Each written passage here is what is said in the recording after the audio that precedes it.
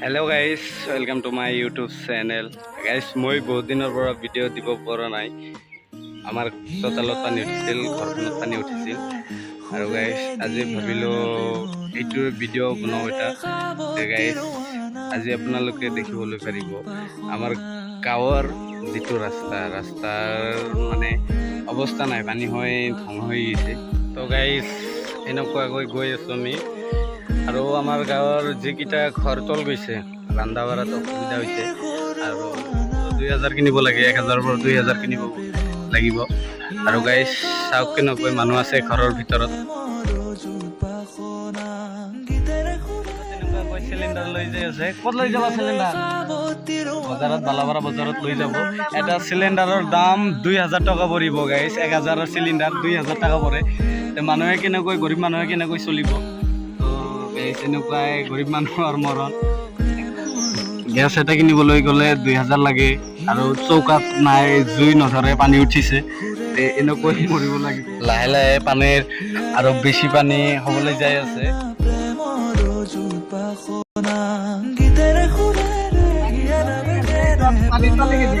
লৈ ভাবিলো যে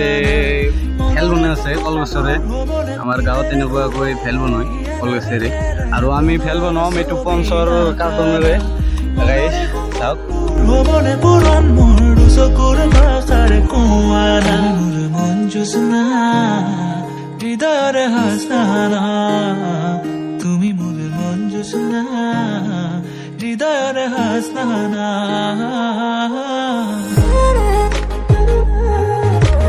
তেনেকুৱাকৈ আমাৰ ৰাস্তাখনত চাৰি ঠেঙীয়া পাতিছে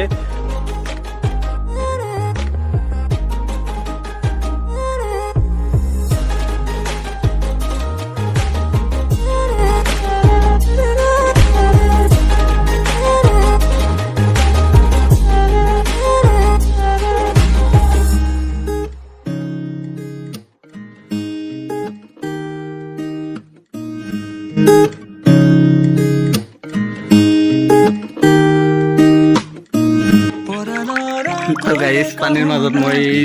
এনেকৈ যাই আছো আৰু গা ধুই যাই আছো কেনেকুৱাকৈ মানুহে শিবিৰত গৰু থৈছে চাওক